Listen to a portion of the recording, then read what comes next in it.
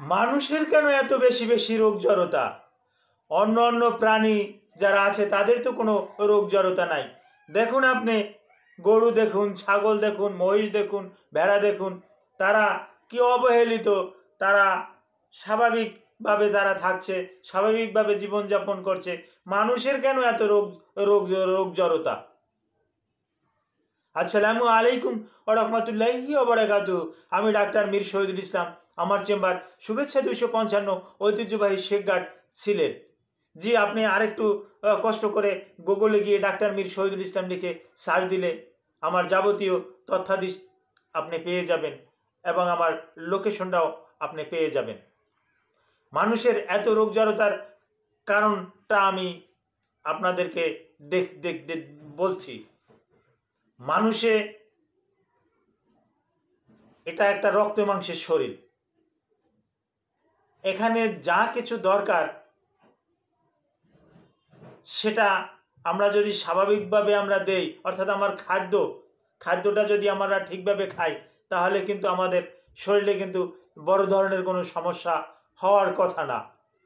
যেমন royal Bengal tiger, সে একটা হরিণ খেলো, হরিণ শিকার করে হরিণ খেলো, এরপর ওর পাশ দিয়ে যদি আর একটা হরিণ যায়, ও কিন্তু চুপচাপ বসে থাকবে, ও আর হরিণ খাবে না, হরিণ মারবে না।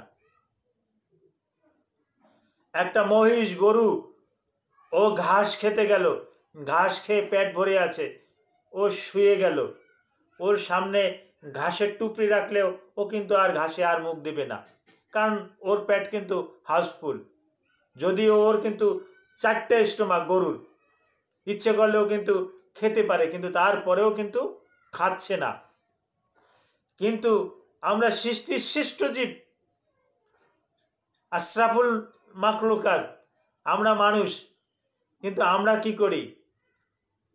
আমরা কোনো একটা দাওয়াতে যাই, দাওয়াতে গিয়ে বড় এক বাটি, এক গামলা গরুর মাংস আপনার আমার সামনে আনিয়া হাজির করে, পুরো এক গামলাই আমরা সাপার করিয়ে দেই গরুর মাংস। কথার কথা বলছি, বা খাসির মাংস, বিভিন্ন রকমের রোস্ট, এগুলো খেয়েও বলতেছি আগের মতন রুচি নাই, আগে আরও বেশি খাইতে পারতাম। অলরেডি কিন্তু আপনার এই গলকণ্ড পর্যন্ত, এই ইসোফেগাস পর্যন্ত চলে এসেছে খাবারটা। পরে আপনাকে দই দিছে, অল্প একটু দই খাওয়ার পরে দেখা যাচ্ছেন আপনার রিফ্লেক্স হচ্ছে, আপনি আর নিতে পারতেছেন না, হ্যাঁ, বমি বমি ভাব আসতে আছে।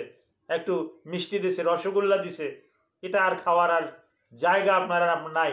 আপনার স্টোমাকটা সম্পূর্ণরূপে হাউসফুল। রোগটা আপনার হবে না, আমার হবে না, রোগটা হবে কার? আপনার আমারই তো এই রোগটা হবে। এগুলো যে পেটে পাঠালাম, পেটে পাঠানোর পর স্টোমাকে তো হাম্বল দিতে নাই, এগুলো ভাঙার মতন তো কোনো যন্ত্রপাতি নাই, এগুলো তো একটা অ্যাসিডে এটা গলিত হয়, এটা অ্যাসিডের মাধ্যমে এই খাবারটা বিপাক হয়। অ্যাসিডটার নাম HCl, হাইড্রোক্লোরিক অ্যাসিড। এর সাথে আরও কিছু এনজাইম যোগ হয়, লাইপেজ, পেপসিন, এগুলো যোগ হয়। এগুলো নিয়ে আবার আর একটা ভিডিও হয়তো করা যাবে। লাইপেজটা কি, অ্যামাইলেজটা কি, পেপসিন কি, এগুলো দিয়েও আর একটা ভিডিও করা যাবে, ইনশাল্লাহ করব। তো এভাবে যখন আমাদের স্টোমাকে পর্যাপ্ত পরিমাণে যায়, এই বর্তমানে অনেকেই কমেন্ট বক্সে কমেন্ট করে, ফোন করে, স্যার আমার পেট ফাঁপ দিয়ে থাকে, বারবার পেট থেকে বায়ু যায়, বায়ু দুর্গন্ধ। এই রমজান মাসে তো আপনার বায়ু যাওয়ার কথা না, আপনি তো সীমিত খাবেন। ইফতারিতে আপনি একটু তরল জাতীয় খাবার খান, তা তো আপনি খাবেন না। আপনার 2-3 পদের আপনার লাগবে জিলাপি, বোম্বে জিলাপি, চাইনিজ জিলাপি, বাংলা জিলাপি, তারপর আসে আকনি, নরম আকনি, শক্ত আকনি, এর ভিতরে থাকবে চানার ডাল, ছোলা বুটের ডাল, আরও কত কি, পেঁয়াজু, বেগুনি, আরও কত রকমের চপ বলবো, পেপুনি, কুমার দিয়ে করে কুমড়ি, এই সমস্ত খাবার টাবার খেয়ে, হ্যাঁ, আলুর চপ, এগুলো খেয়ে আপনি স্টোমাকের অবস্থা এমন করে রেখেছেন যে ওখানে গ্যাস ছাড়া আর কোনো কিছু উৎপন্নও করতে পারে না। এতটা গ্যাস হয়েছে আপনার ওখানে স্টোমাকে, এতটা গ্যাস হয়েছে যে গ্যাসে ওখানে যদি একটা পাইপ লাগিয়ে যদি আলাদা করে দেওয়া হয় তো ওটা দিয়া ওই যেমন সিলিন্ডারে যে গ্যাস দিয়ে পাক করা হয় না, আপনার ওই গ্যাস দিয়ে কিন্তু আধা ঘন্টা আগুন জ্বালানো যাবে, এত পরিমাণে বায়োগ্যাস আপনার পেটের ভিতরে হয়েছে। পেটে এভাবে চাপ দিলে ডাম ডাম ড্রুম ড্রুম শব্দ হয়, হ্যাঁ, পেটটা ফুলে গেছে। তো এরকমের কার্যকলাপ থেকে আপনি একটু বিরত থাকুন। একটা গুরুত্বপূর্ণ একটা হাদিস আছে, মুসলিমের হাদিস, সুনানি ইবনে মাজার হাদিস, সহিহ বুখারীর হাদিস। নবী করিম সাল্লাল্লাহু আলাইহি সাল্লাম বলছেন, তোমাদের স্টোমাকটা তিনটে ভাগে ভাগ করো, তিনটে ভাগে ভাগ করো। তিন ভাগে ডিভাইডেড করার পর একটা ভাগ, ফার্স্ট ভাগে তোমরা খাদ্য রাখো, সেকেন্ড ভাগে তোমরা পানি রাখো, তৃতীয় অংশটায় কিচ্ছু দরকার নাই, এটা খালি রেখে দাও শ্বাস প্রশ্বাসের জন্য। এই নিয়মটা যদি পালন করতে পারে, আমি আপনাদেরকে লিখিত দিচ্ছি যে আসমান এবং জমিনের ভিতরে আল্লাহ সুবহানাহু ওয়া তাআলার পর ওনার থেকে আর বড় ডক্টর আর কেউ নাই। সেই নবী করিম সাল্লাল্লাহু আলাইহি সাল্লাম এই কথাটা বলেছেন। এই কথাটা যদি কেউ পালন করেন তাহলে তার কিন্তু কোনো রকমের কোনো রোগ জড়তা হওয়ার কথা না, বিশেষ করে স্টোমাকে কোনো রোগ জড়তা হওয়ার আর কথাই না, এবং হচ্ছেও না। যে সমস্ত ওলামায়ে কেরামরা যারা একটু মান্য করে এই হাদিসখানা, তারা কিন্তু আলহামদুলিল্লাহ ভালো আছে, কিন্তু এটা বর্তমানে মান্য কিন্তু কম করে।